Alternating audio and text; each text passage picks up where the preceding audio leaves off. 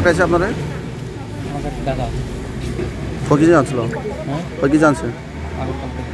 হ্যাঁ, আগরতলা কয় কেজি আনছো? 124 কেজি। কে পাঠাচ্ছে? কি গাড়ি আপনার গাড়িটা? 12 টাকা।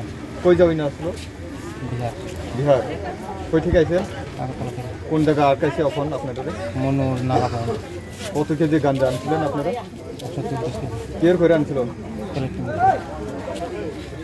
আপনার নাম কি? নন্দন চক্রবর্তী। কোন এলাকায় বাসিন্দা আপনি? উদয়পুর চাপানি। আপনি একা আসলো গাড়ি?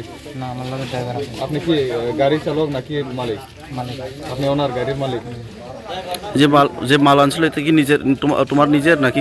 আমার নিজে। হসপিটালে পুলিশরা আছে? কোন কেসের? মনো পুলিশ। NL01G 9014। কি গাড়ি? 12 টাকা। দেখুন, আমাদের নাকাতে সবসময় চেকিং হয় ভেহিকেল, এবং যে পার্ট অফ নেশামুক্তি অভিযান, যেটা আমাদের সিএম স্যারেরও একটা ড্রিম, এবং আমাদের সবারই ত্রিপুরাকে নেশামুক্ত রাখা।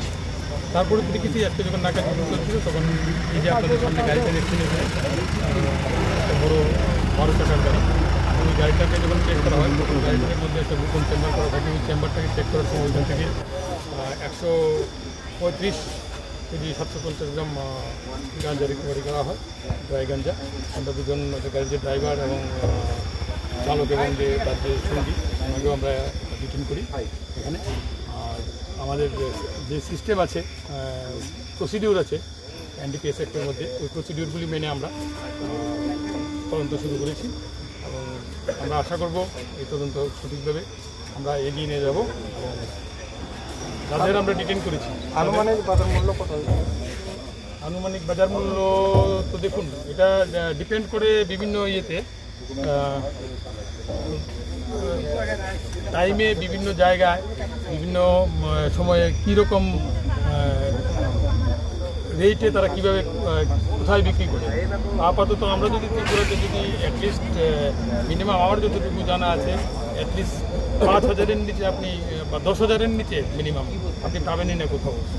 10,000 হিসেবে যদি ধরে আমরা, তো অনেক টাকা এসে যায়। টোটাল কত কেজি তোলা করতে? 135.75। মালগুলো কই থেকে কই নিয়ে যাওয়া? এটা তো এখন আমি তদন্তের খাতিরে আর বলছি না আপনাদের, এটা আমরা এখন বলছি না, কারণ তদন্তের খাতিরে আমরা এখন।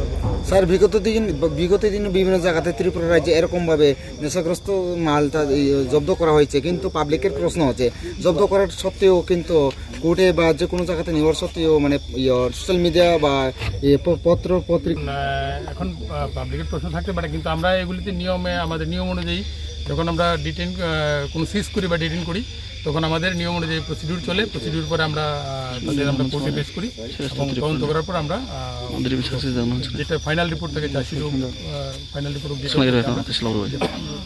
ফাইনাল ফর্ম, ওইটা আমরা কোর্টে জমা করি। গাড়ির নাম্বারটা একটু আমাকে দেখে বলতে হবে। গাড়ির নাম্বারটা NL01G 9014।